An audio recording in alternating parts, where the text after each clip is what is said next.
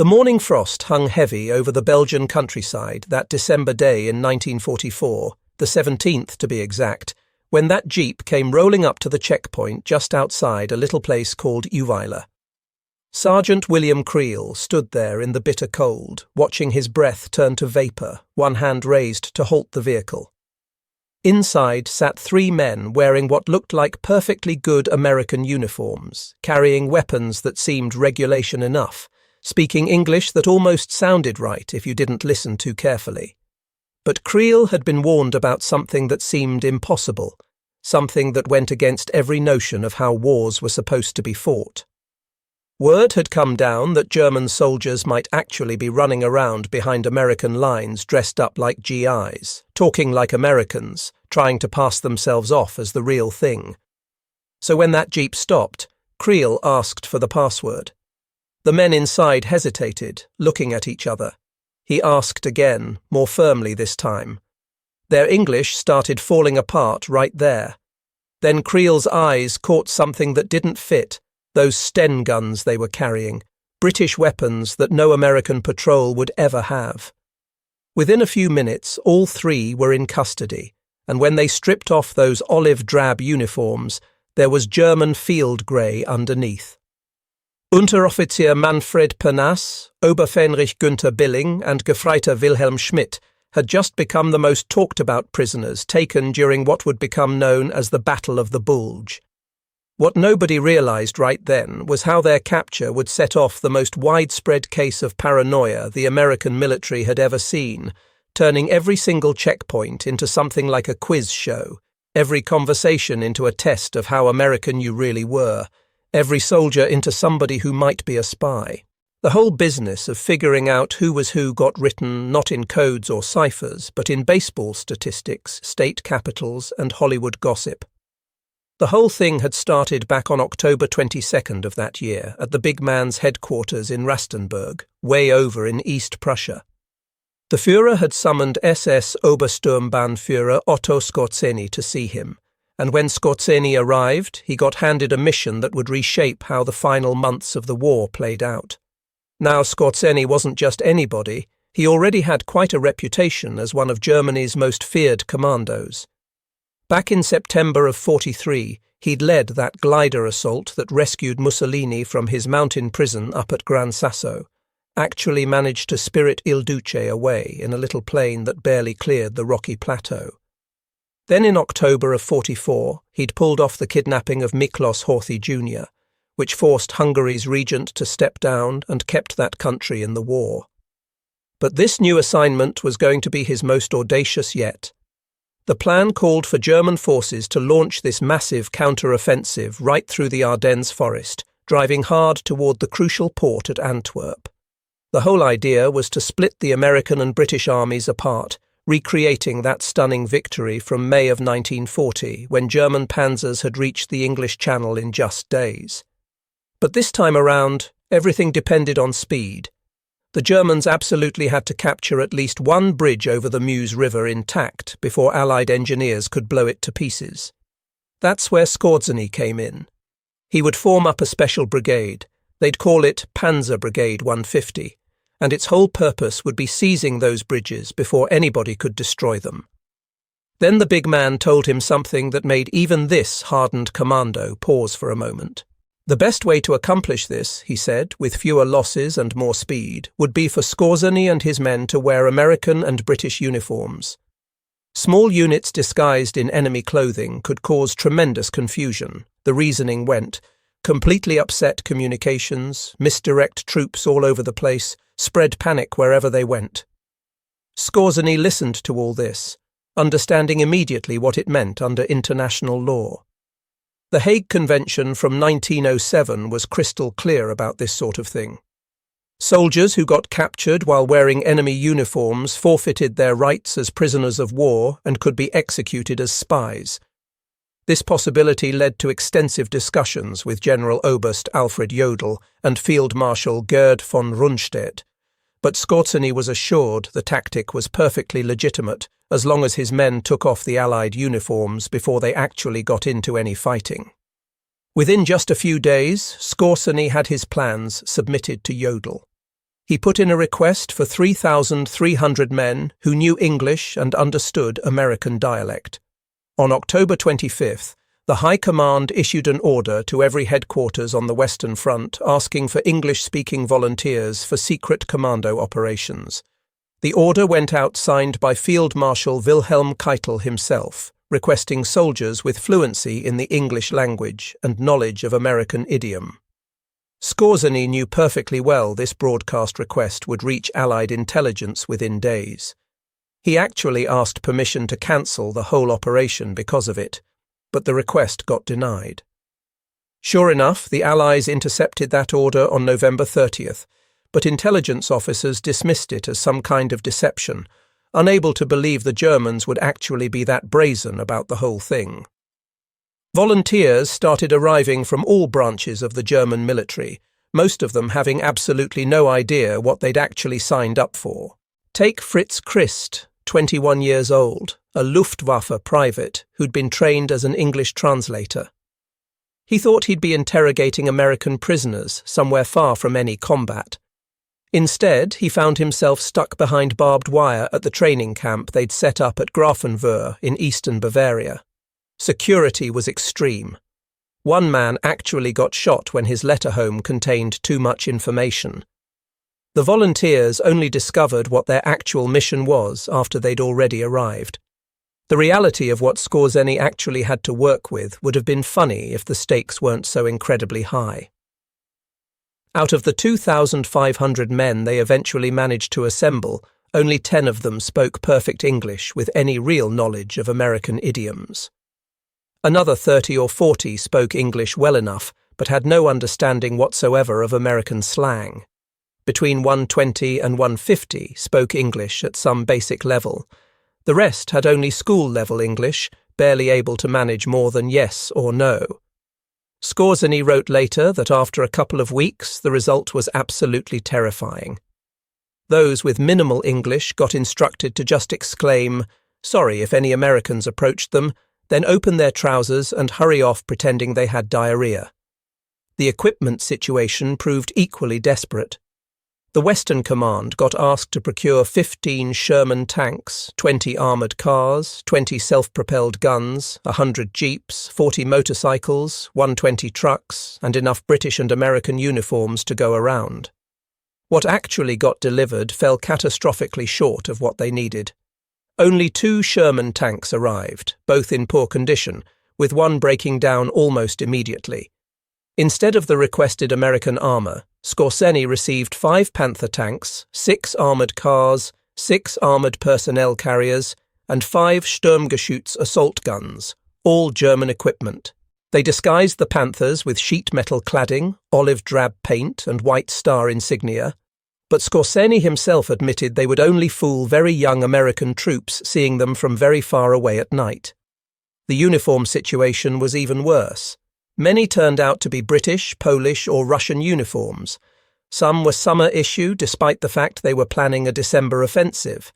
Others bore bloodstains or POW markings. Units all across Germany, confused by the request, just sent whatever they could find lying around. The brigade got flooded with Polish and Russian equipment from units that had no understanding whatsoever of what the operation was actually about. Skorzeny managed to acquire enough authentic American uniforms and weapons for only the commando teams, the best English speakers who got formed into a special unit they designated Einheit Stielau, named after SS Captain Ernst Stielau, who would lead them. These teams received intensive training despite how compressed the timeline was. They studied everything about the organization of the American Army, learning badges of rank, military customs, drill procedures. Some got sent to POW camps at Küstrin and Limburg to practice their English with actual captured American soldiers.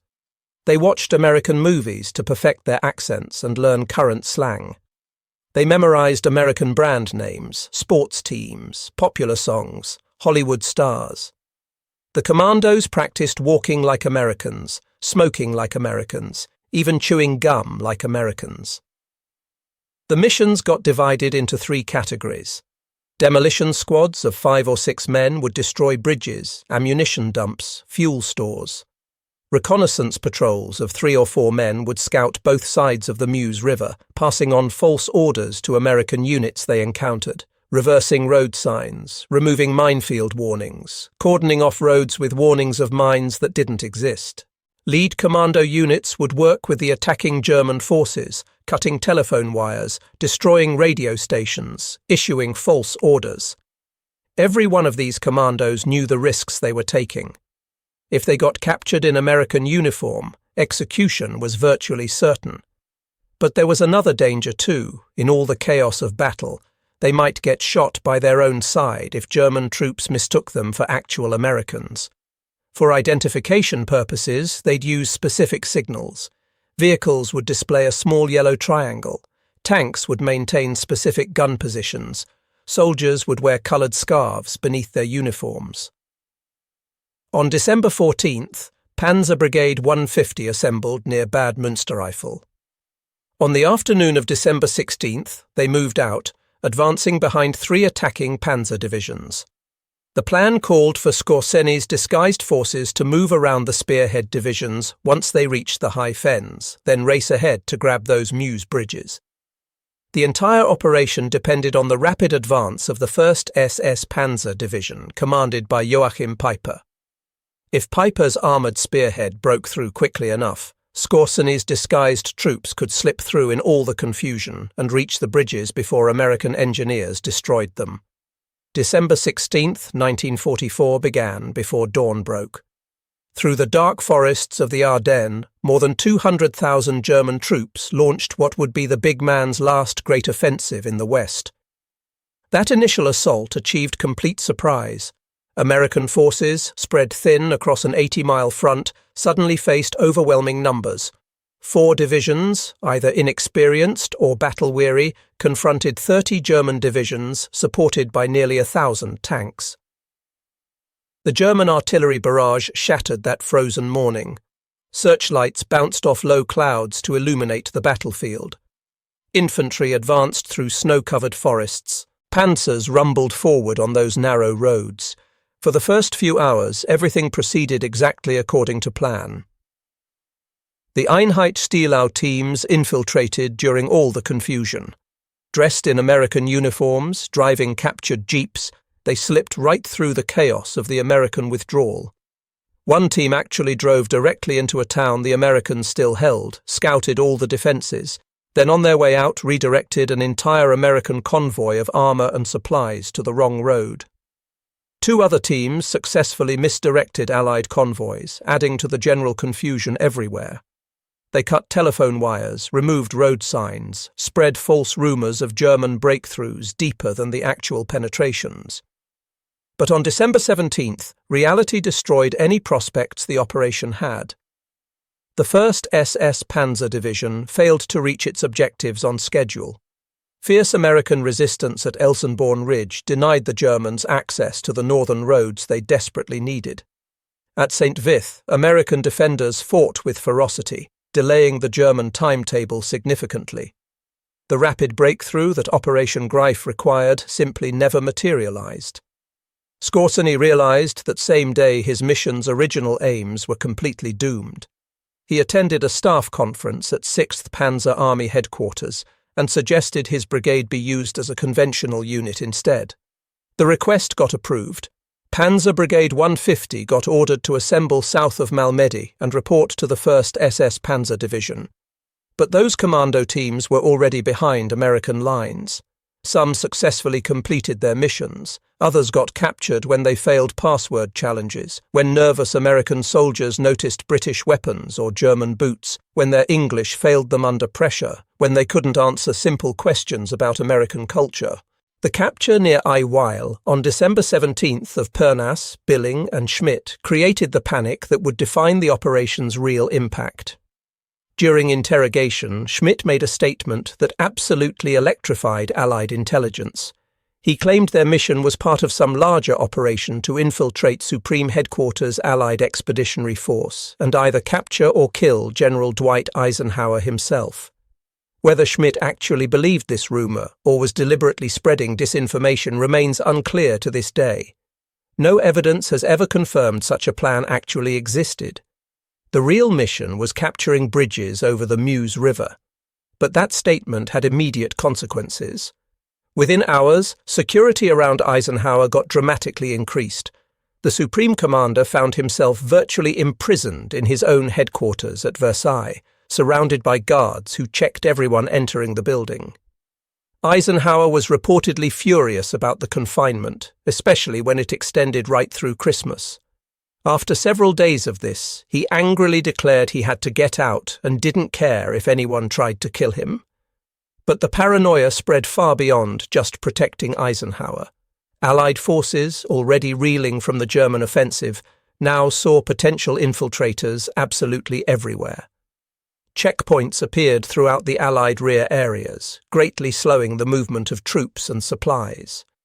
American military policemen began interrogating every single soldier passing through, using questions designed to identify Germans who were posing as Americans. What's the capital of Illinois? Who won the World Series in 1940? Who's Mickey Mouse's girlfriend?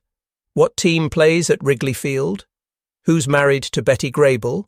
Where does the guard stand in a football formation? Who's Frank Sinatra? What's the name of the president's dog? The questions ranged all over the place, from state geography to baseball statistics to Hollywood gossip to American slang. MPs improvised constantly, creating new questions based on whatever American trivia they could think of at the moment. The system was completely chaotic and often absolutely absurd. Many genuine American soldiers couldn't answer the questions. Regional differences meant soldiers from one part of America had no knowledge whatsoever of details from other regions. Educational differences meant some Americans had never learned state capitals or followed baseball. The checkpoints created numerous problems all over the place. General Omar Bradley got detained when he correctly identified Springfield as the capital of Illinois, but the MP checking him believed it was Chicago and held him until they could verify his identity. Brigadier General Bruce Clark got held at gunpoint after incorrectly stating the Chicago Cubs played in the American League. A captain spent an entire week in detention after getting caught wearing German boots he'd taken as souvenirs. British soldiers faced particular difficulties with the whole system. When reconnaissance officer David Niven encountered a guard demanding to know who won the 1940 World Series, he could only reply he hadn't the faintest idea. British troops who couldn't answer questions about American sports or geography got detained until their identities could be verified through other means. Some American soldiers gave deliberately wrong answers just to protest these absurd interrogations, which resulted in their own detention. Others became angry at being questioned by junior enlisted men, creating confrontations that further slowed everything down. The paranoia affected military operations significantly. Troop movements that should have taken hours required days as every vehicle got stopped and every occupant questioned. Supply convoys sat idle at checkpoints while drivers attempted to prove their American identity. Units rushing to reinforce threatened sectors got delayed by repeated interrogations. Commanders found their orders questioned by subordinates who suspected everyone might be a German infiltrator. The psychological impact on the German infiltrators themselves was severe. Those still behind American lines found themselves unable to move freely anywhere. The cultural questions exposed all the inadequacies in their preparation. They'd studied military procedures, learned rank insignia, memorized American Army organization, but they hadn't anticipated interrogations about baseball statistics or Hollywood marriages or regional slang. Some infiltrators attempted to avoid checkpoints entirely, traveling cross-country or through forests. This just made them more conspicuous to American patrols. Others tried to bluff their way through checkpoints, offering excuses for why they couldn't answer questions. Very few succeeded. Between December 16th and December 31st, American forces captured 23 members of Operation Greif. 16 got captured in December of '44. The team leader, Günther Schultz, got captured later and tried in May of '45. Each captured infiltrator faced a military trial. The legal situation was absolutely clear under international law. Article 23 of the Hague Convention concerning land warfare specifically forbade improper use of enemy military insignia and uniform. Soldiers captured wearing enemy uniforms while conducting military operations could be tried as spies rather than treated as prisoners of war. The first trial began at Henri Chapelle on December 21st. Pernas, Billing and Schmidt faced charges of violating the laws of war by wearing American uniforms while conducting military operations. The evidence was completely overwhelming. They'd been captured in American uniforms with American weapons, carrying American identification, but wearing German field grey underneath it all. The trial was swift. All three got convicted and sentenced to death by firing squad. On December 23, 1944, 2 days before Christmas, the sentences got carried out. American military police led the three Germans to the execution site. Captain J. Iser of the 633rd Medical Clearing Station pinned white paper targets over their hearts. Schmidt's glasses got removed. The prisoners got blindfolded. Military police formed up the firing squad. Billing shouted "Long live our Führer Adolf" at the moment of execution. The rifles fired. All three men died instantly. Their bodies got cut down, carried away and buried. Eventually they'd be interred at the German military cemetery at Lommel in Belgium, where they rest today alongside more than 39,000 other German war dead. 13 additional Operation Grief participants got tried and executed at either Henri Chapelle or Huy between December 21st and December 31st. Each one faced a firing squad. Each execution followed a military trial. Each trial found the defendants guilty of violating the Hague Convention. Each sentence got reviewed and approved by senior commanders. The executions got carried out with military precision, without malice but without mercy either. Team leader Günther Schulz got tried by military commission in May of 45 and executed near Braunschweig on June 14th. Why his trial got delayed until after Germany's surrender remains unclear. Who actually ordered his execution carried out also remains uncertain. The United States Ninth Army carried out the sentence. In total, 17 Operation Greif participants got executed for wearing enemy uniforms. The operation's tactical accomplishments were minimal at best. No bridges got captured. No major demolitions succeeded. No critical communications got permanently disrupted. A few road signs got reversed. Some telephone lines got cut. Several American units received false orders, though most got quickly corrected. But the psychological impact vastly exceeded any tactical results by a huge margin. For weeks afterward, American forces operated under the assumption that German infiltrators might be absolutely anywhere. The paranoia affected decision-making at every single level. Eisenhower's confinement meant the Supreme Commander got isolated from direct observation of battlefield conditions during the critical opening phase of the offensive. The checkpoint delays slowed down the American response to the German penetration significantly. Units that should have reached threatened sectors in hours took days to actually arrive. The widespread suspicion degraded unit cohesion everywhere. American soldiers who should have been focused on fighting Germans to their front instead worried about possible Germans among them. The Battle of the Bulge itself proceeded independent of Operation Greif's failure. German forces drove deep into American lines, creating that bulge that gave the battle its name. At Bastogne, American defenders held out despite being completely surrounded. On December 22nd, when German officers delivered a surrender ultimatum, Acting Commander Brigadier General Anthony McAuliffe responded with a single typed word that became legendary. To the German commander, nuts, the American commander. When the confused German officers asked what it meant, they got told it was the same as go to hell. The 101st Airborne held Bastogne until they got relieved by Lieutenant General George Patton's Third Army on December 26th. Patton's forces had executed a remarkable 90-degree turn, driving north to break the siege. By early January, Allied counterattacks had eliminated the bulge and restored the front lines. The battle lasted from December 16, 1944 to January 25, 1945. More than 1 million men participated, making it the largest battle fought by the United States Army outside the Civil War. American casualties exceeded 80,000, including 19,000 killed and 23,000 captured. German casualties were similar, but Germany couldn't replace those losses. The battle marked the end of Germany's ability to conduct offensive operations in the West. The big man had gambled everything on the Ardennes offensive and lost it all. For Otto Skorzeny, Operation Greif was over by December 17th, when Panzer Brigade 150 converted to conventional operations. On December 21st, the brigade attempted to capture Malmedy, but got repulsed after several assaults. Skorzeny got wounded by artillery shrapnel near Ligneville.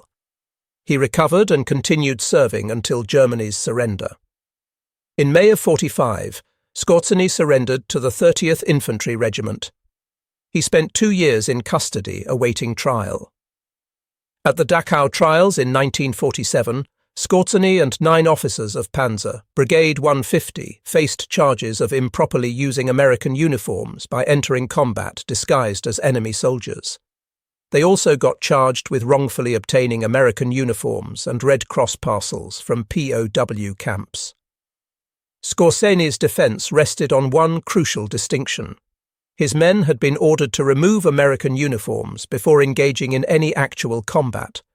The disguises were for infiltration and deception, not for fighting. A surprise defense witness proved decisive in the proceedings. FFE Yeo Thomas, a former British Special Operations executive agent, testified that Allied forces had used identical tactics themselves.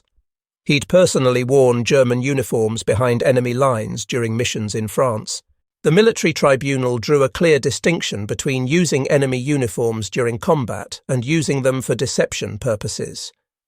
It couldn't be proven that Skorzeny had ordered his men to fight while wearing American uniforms. The tribunal acquitted all defendants. The verdict was controversial, to say the least. 17 of Skorzeny's men had been executed for the same actions for which he got acquitted. The difference appeared to be timing and available evidence. The men executed back in December of 44 had been captured actually wearing American uniforms. Skorzeny, tried in 47, could demonstrate his orders prohibited combat while disguised. The trial established important precedents regarding the laws of war. Using enemy uniforms for deception got ruled a legitimate ruse de guerre, provided combatants removed the disguises before engaging in combat. This distinction would influence interpretation of international law for decades to come. Skorzeny didn't remain in custody very long after that. In 1948, he escaped from an internment camp in Darmstadt. Former SS officers disguised as American military police facilitated his escape. Some historians speculate American intelligence may have tacitly allowed or even assisted the escape, though no evidence confirms this theory. Skorzeny spent time hiding on a Bavarian farm, then in Salzburg and Paris, eventually settling in Spain. He worked as a military advisor to Egyptian President Gamal Abdel Nasser for a while. Skorzeny died of cancer on July 5, 1975 in Madrid at age 65. He never expressed any regret whatsoever for Operation Greif or any other wartime actions. The checkpoint interrogations became part of American military folklore for years afterward. Those questions about baseball and Hollywood, state capitals and movie stars became symbols of how cultural identity served as a security tool during that crisis. The improvised system, however chaotic it was, proved effective at exposing infiltrators whose language training couldn't replicate the casual cultural knowledge that Americans absorbed naturally from childhood. Being American involved more than just speaking English or wearing the right uniform. It involved shared cultural experiences, common references, collective memories that couldn't be adequately taught to foreigners in weeks of training. This cultural cohesion, often taken completely for granted, proved to be a national security asset when tested by enemy infiltrators. The 17 men executed for Operation Greif are remembered today primarily through military cemeteries and historical accounts. Their graves at Lommel get maintained with the same care as those of soldiers who died in conventional combat. The cemetery makes absolutely no distinction between those executed as spies and those killed in battle. All are German war dead, nothing more, nothing less. Manfred Pernass was 23 years old at execution. Gunther Billing, 21, remained a convinced Nazi right to his final moment. Wilhelm Schmidt, 24, faced death with quiet resignation. Each one was someone's son, perhaps someone's brother. Each had made choices that led to that frozen morning in Belgium, to those posts, to those blindfolds, to those rifles pointing at their hearts. Operation Greif's legacy extended well beyond its tactical failure. The operation demonstrated conclusively that special operations cannot compensate for conventional military failure. Skorzeny's infiltrators couldn't capture bridges if Piper's panzers never reached them in the first place. No amount of deception and confusion could substitute for the breakthrough that never actually occurred. Yet the operation succeeded in creating disruption far exceeding what the actual infiltrators accomplished on the ground. The mere possibility of infiltration created panic affecting hundreds of thousands of soldiers. This gap between perception and reality became a key lesson in modern strategic thinking about psychological warfare. The Battle of the Bulge ended in late January of 45. Allied forces resumed their advance toward Germany proper. Within 4 months, the Third Reich collapsed completely. The big man committed suicide in his Berlin bunker. Germany surrendered unconditionally on May 8, 1945. The 17 executed Operation Greif participants were already in their graves by then. Their war ended violently on Belgian soil, far from home. Their operation had failed in its tactical objectives, but succeeded in creating confusion and fear that hampered Allied operations during the critical opening phase of the battle. British Prime Minister Winston Churchill, speaking to Parliament on January 18, 1945, while the battle still raged, declared it undoubtedly the greatest American battle of the war and will, I believe, be regarded as an ever-famous American victory. Churchill explicitly noted that Americans had engaged 30 to 40 men for every British soldier engaged, emphasizing that this was fundamentally an American battle and an American victory. The checkpoint guards who asked about baseball didn't know they were creating folklore that would last for generations.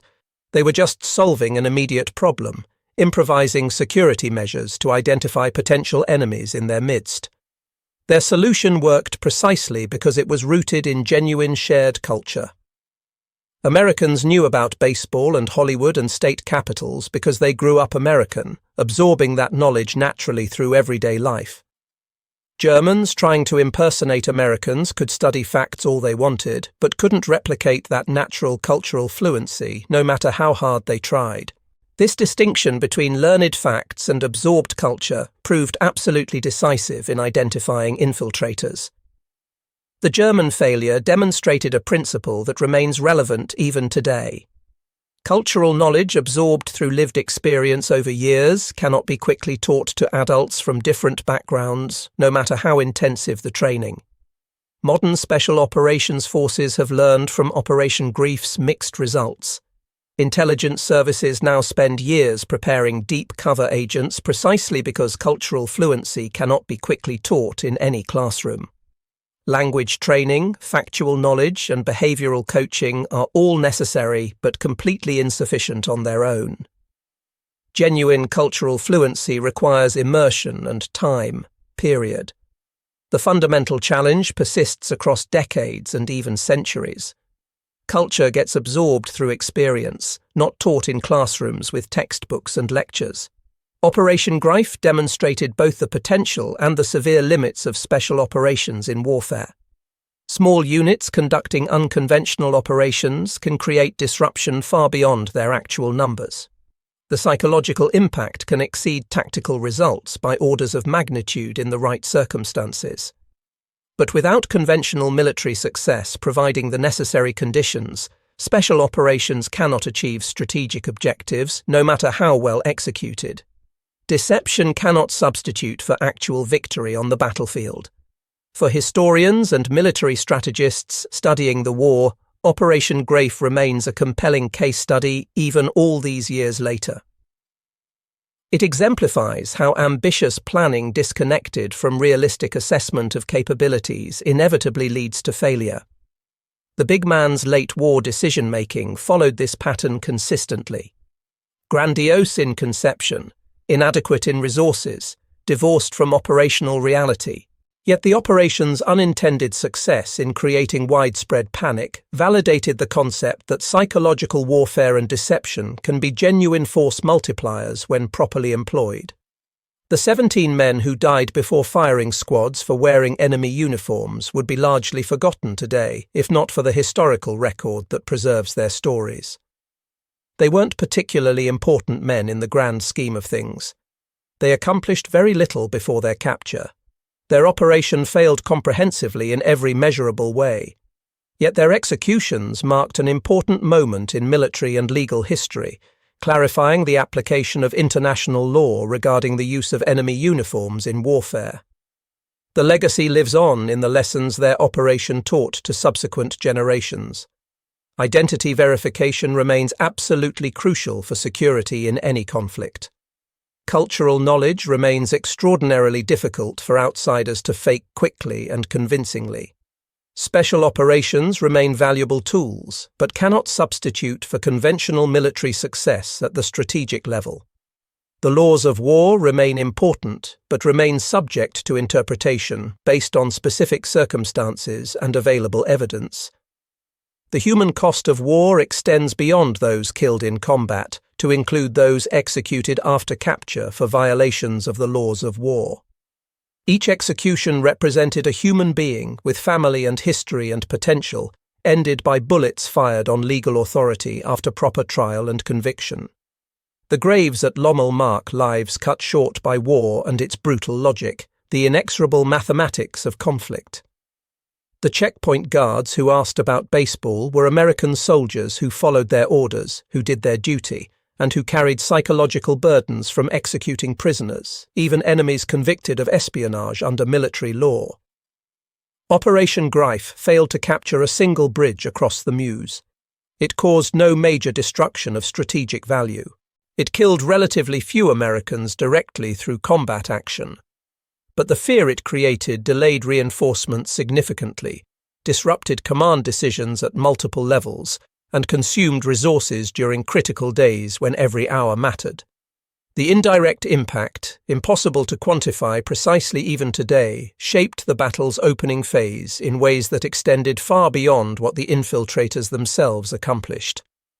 The infiltrators getting caught, tried, and executed within days demonstrated American military justice operating under intense wartime pressure.